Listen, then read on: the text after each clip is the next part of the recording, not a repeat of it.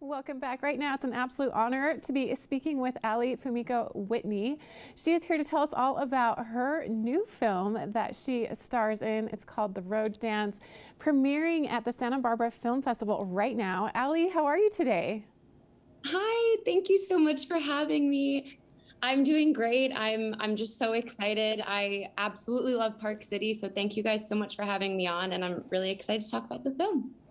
Well, congratulations are in order as this is the U.S. premiere. It actually already had a world premiere, this film. So this just happened last night. What was the feedback that you got from people seeing The Road Dance? So, yes, we did have our premiere last night, which was wonderful. And honestly, it's always so surreal to see the films that you've worked on up on a big screen. So that was a really cool experience to see it with a live audience for the first time in the US.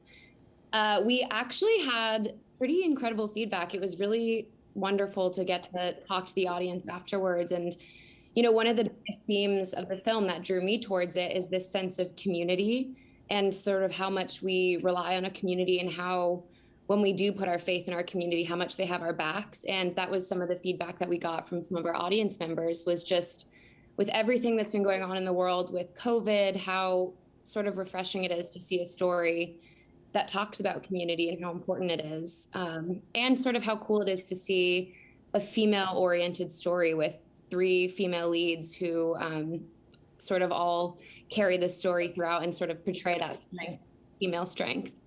So people really enjoyed that, which was awesome. So tell me more about the film, specifically not only the plot, but the role that you play in it.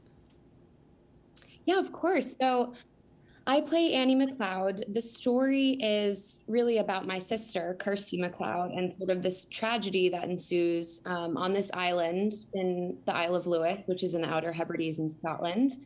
And it's actually based on real events that John MacKay wrote a novel called The Road Dance, and they adapted it into this screenplay. And basically, it takes place on this small island, and it's about this girl and sort of the tragedy that ensues and how she handles it. And my character, Annie, she's sort of this quiet strength throughout the film. She doesn't say much, but she's always sort of present and there to take care of her sister when she needs it. And so I was really excited to sort of get to play. I come from a family of three girls.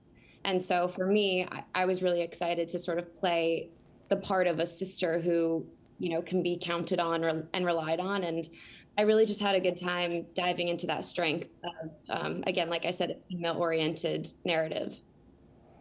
And this was filmed on location. What was that like?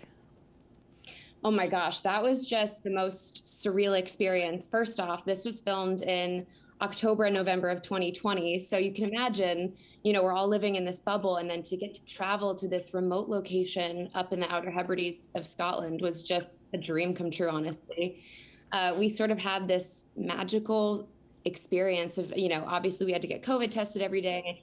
And with everything going on, we did have to be very careful. But it was kind of this cool experience of getting to be with all these other actors on this island, and just, it was weird. It was like we were transported into another time, because for those of you who have been to the Outer Hebrides, it's really just this beautiful untouched land. And we actually did get to film in the Yarnan Black House Village, which has been preserved and it's completely untouched. It's actually a museum now, and the island is gracious enough to let us film there.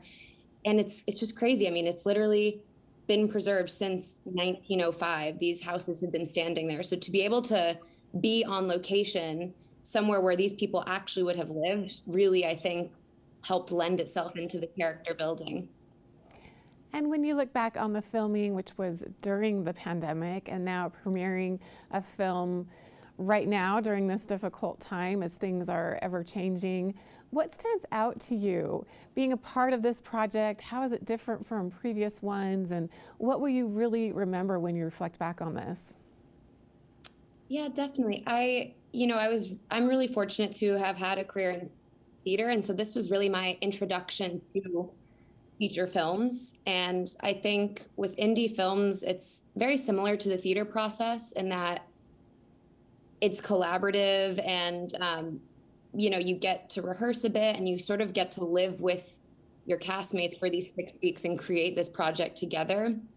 And I think for me, I was just really affected by how, again, the movie's about community, but also how much our community within the road dance crew and cast really sort of bonded together, and in 6 weeks shot this film, come rain, come sunshine, come hail or sleet.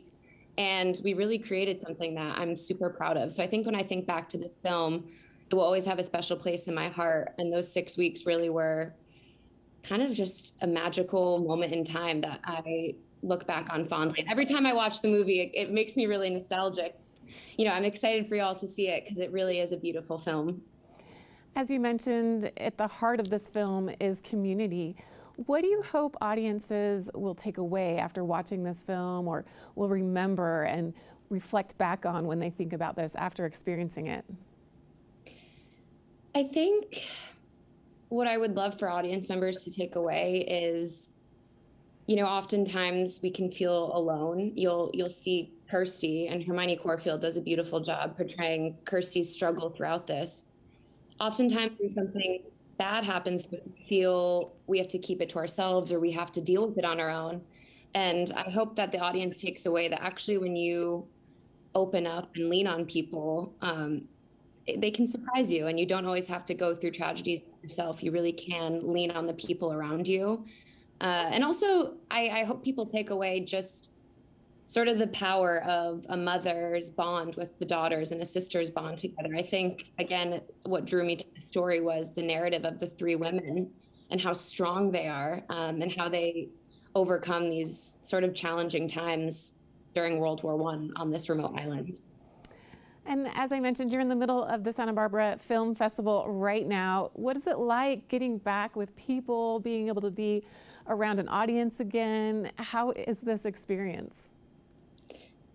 It's funny, so many people came up to us yesterday and they said, thank you so much. You know, this is my first time back in a movie theater in over 2 years. And it really hit me when people said that, because, you know, we've been in this pandemic for 2 years, and you sort of take for granted what it's like to be able to even go to a movie theater, get a bag of popcorn, you know, drink your Pepsi and kick your feet up on a, you know, it is crazy to think that so many people who came to this festival, this was their first experience really going to a movie theater again and being around people. And yeah, it's just, I'm really trying to take it all in, because I don't want to take any of this for granted. I just want to enjoy it. And I'm so grateful to Santa Barbara for hosting us here and just letting us be a part of this awesome time.